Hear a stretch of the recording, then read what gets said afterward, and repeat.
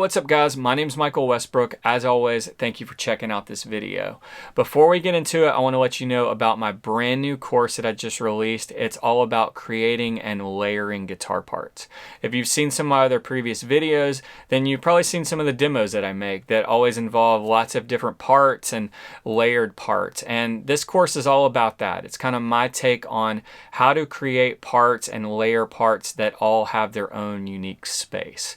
If you want more info about that, check the link in the description below. In this video, we're going to talk about a brand new fuzz that I just got from Analogman. Now, Analogman is probably most famously known for his King of Tone pedal and its wait list. At this point, that wait list is years in length. But most of his other pedals don't have much of a wait list. When I looked around on the website, I think everything was kind of in the 2 to 4 week range, which when you consider that these pedals are built to order and can be ordered with lots of different custom options, that's really not bad. I don't know many other manufacturers that are making pedals like this, where you can order them with custom options, anywhere from where the jacks are placed or what color the LED is, or even what type of transistors are in your fuzz pedal. Today we're going to take a closer look at my Sunface, talk about some of those options, and listen to some more clips. All right, let's get into it. At its core, the Sunface is a FuzzFace clone. When you're talking about fuzz faces, you basically have two major categories. You have germanium transistor fuzz faces and ones that use silicon. This one uses germanium. If you order a Sunface from Analogman with no other options, you basically get a pedal that has the two knobs, volume and fuzz, no LED, and no 9-volt power jack. It only runs off of a 9-volt battery. For no additional charge, you get to select where the input and output jacks are.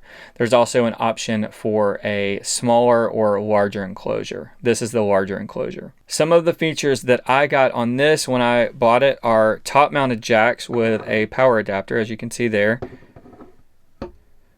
I also got an LED and was able to select the color. This is a green LED. And then probably the most easily noticeable difference is the Sundial, which is right here. This is essentially an external bias for the transistors. We'll talk a little more about this, but it basically lets me dial in the sound of the fuzz a little more precisely, and because it is a germanium transistor fuzz, it is more susceptible to temperature change. Again, we'll talk about that a little more later. Analogman has several different types of transistors that you can choose from, and those are kind of always changing. He always has different options, and throughout the years there have always been different ones that you could choose from. I selected the 2N germanium transistors. They seem, from the description and how he describes them, they seem to be a good balance with good cleanup and have a little bit of top-end bite that allows it to cut through well. I'll have links down in the description below to Analogman's site. You can see some more of the options that he offers. In the end, though, it's super cool, I think, that you can customize this to your needs, you know, from something as small as where the jacks are located to selecting the transistors. I will say a germanium transistor FuzzFace style pedal is not for everyone. In fact, one word I would use to describe the style of pedal is sensitive. And that's not all bad, but something to be aware of. As I've previously mentioned, these pedals are sensitive to temperature. That means they're going to sound different depending on how hot or cold it is. If the pedal is cold, it's going to sound one way, and then say you're on a hot stage in the middle of summer, it's going to sound very different in that scenario.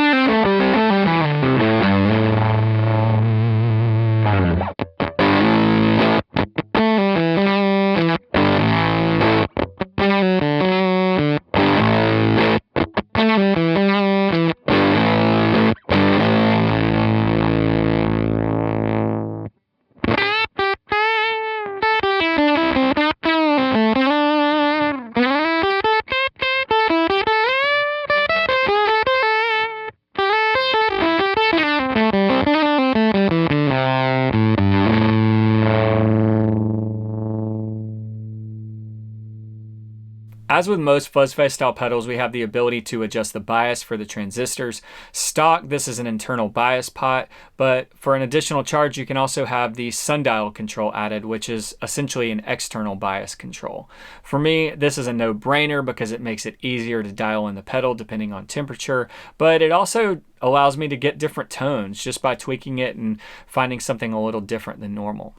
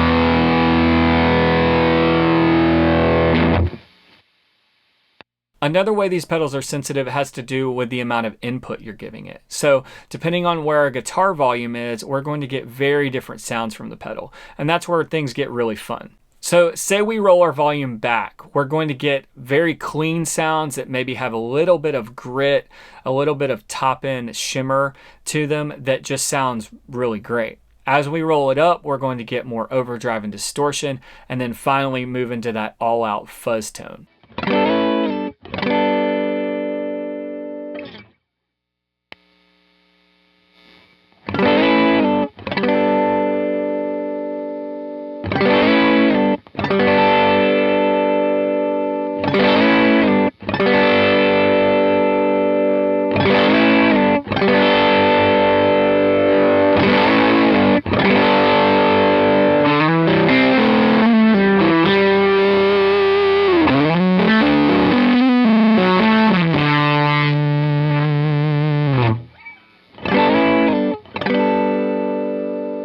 Another cool thing about the Sunfaces is that they have an internal control that essentially acts as an input gain control. So say you really like those kind of cleaner in-between tones that aren't all-out fuzz tones, you can adjust this control so that when you turn it on, you don't have to worry about the volume control on your guitar. For me, that's really helpful because I really love some of those tones, but when I step on the pedal, I would love to be able to go straight to those tones rather than step on it and then have to turn my volume down to exactly where I want it. Overall, I've been super happy with this thing. It sounds incredible, and I wish I'd bought one sooner. A little while back, I realized that I hadn't had a FuzzFace style pedal in a while, and I thought, who better to get one from than Analogman?